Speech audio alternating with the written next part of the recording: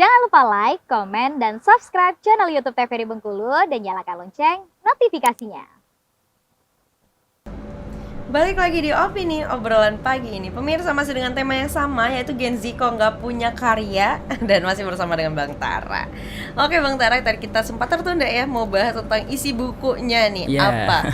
Dari 3 ini kita akan spill satu-satu ya Bang Tara ya. Yang pertama tadi itu tulisan bersama dengan teman-temannya ya. Kalau Abang sendiri apa tuh judulnya waktu itu? Ini yang kedua Mbak. Yang ini sama. Yang pertama Pena Para Pendosa. Oke. Sebenarnya 3 buku saya itu Mbak, tajuknya itu self improvement, tentang motivasi diri gitu kan. Karena sekarang itu kan sebenarnya simple aja Mbak ya, anak-anak itu kan butuh motivasi. Iya benar. Gitu, makanya saya tuh sangat perlu banget ya. Jadi yang pertama itu Pena Para Pendosa, ya kayak kita berusaha untuk mengajak teman-teman kita yang mungkin merasa minder, merasa dirinya itu dalam keterpurukan dosanya gitu. Karena kita tahu Mbak, kalau kita masih muda ini kayak halal, haram, hantam. Pokoknya terabas semua lah gitu kan. Ternyata tidak. Ibaratnya mengajarkan tentang kita bagaimana motivasi. Karena di dalamnya itu ada beberapa dalil juga, bahas tentang ya bagaimana kita menghapus dosa, bagaimana tips kita agar senantiasa bisa terus untuk memperbaiki diri gitu. Itu yang pertama. Karena di antologi dengan teman-teman saya. Oke. Nah kalau yang kedua, yang mana nih yang kedua? Oke, yang kedua yang ini Mbak. Yang putih ya? Ya, betul. Judulnya Kita Tidak Sendiri. Kita Tidak Sendiri. Wah ini udah dari judulnya ini udah kebayang permasalahan dari Gen Z yang sering merasa feeling lonely. Betul banget. Sendiri, aku kayak cuma sendiri. Padahal ada Tuhan gitu loh ya. Betul. Ada Tuhan yang selalu bersama gitu. Betul ya. banget. Itu tujuan dari bukunya atas seperti apa? Ya yang jelasnya betul itu mengajarkan. Karena kadang-kadang kita di posisi semakin dewasa nih Mak, kita semakin kekurangan teman kadang-kadang.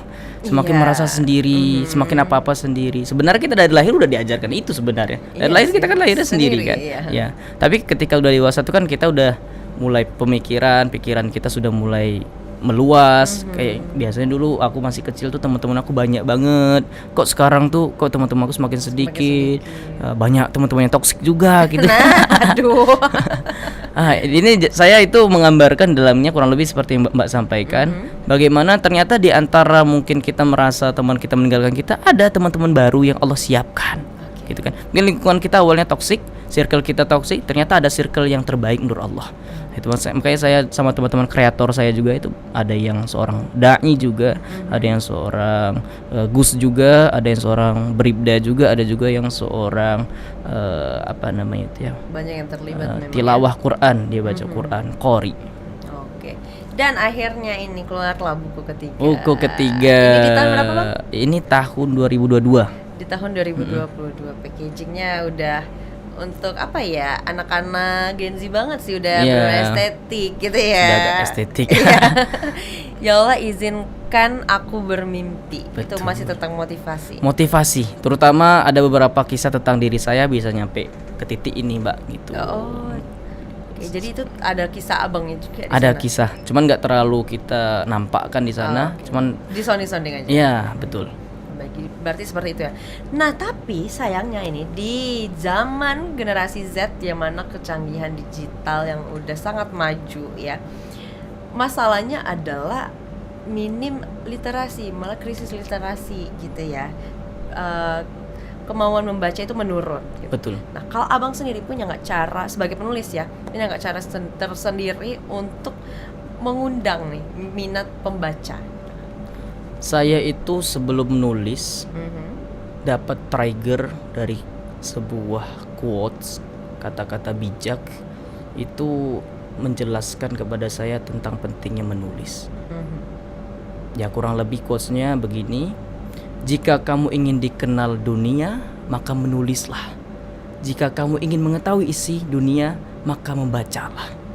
Jadi kayak emang kita tuh ke trigger banget gitu, kedapat ternyata kita itu kalau pengen dikenal orang-orang yang nanti walaupun kita sudah wafat, ya maka nulis gitu kan. Maka kita bisa baca karya-karya orang-orang alim pada masanya itu tuh dengan tulisan.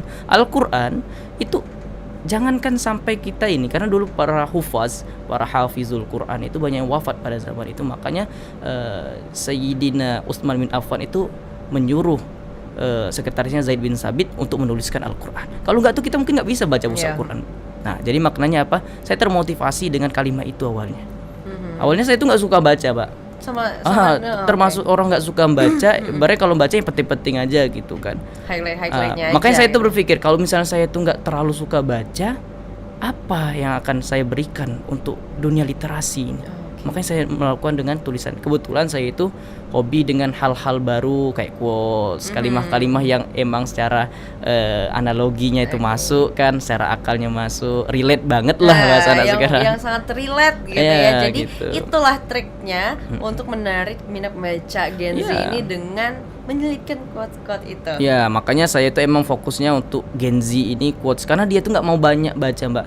Mungkin kalau novel itu kalau misalnya alurnya plot twistnya itu sit ending ataupun alurnya itu kurang pas, dia males gitu kan. Udah tau lah ini kayak gini gitu kan. Bagi yang novelis ya mungkin dia suka dengan gitu. Makanya saya tuh lebih ke motivasi, quotes gitu, kata-kata. Karena dengan quotes itu, Mbak, akan mengajarkan kepada kita dari kata-kata yang sedikit.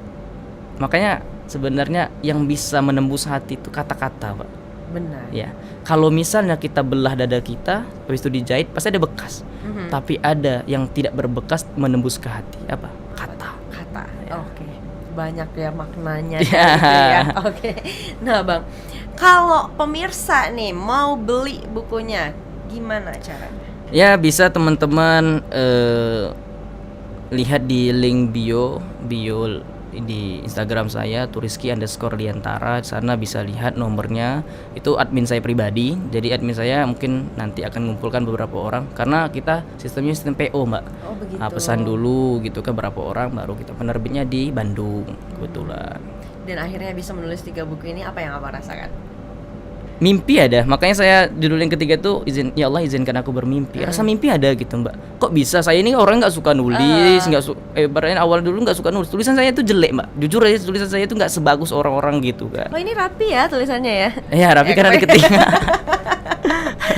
Bahaya kalau tulisan. Karena yang kita tampilkan itu bukan covernya, gitu kan. Makanya kalau kita mau lihat orang itu jangan lihat dulu tulisanmu jelek kok kamu jadi penulis. Iya benar. Tapi apa yang dituangkan di balik tulisan? Bagaimana pemikiran yang dituangkan Betul, di sana betul. ya.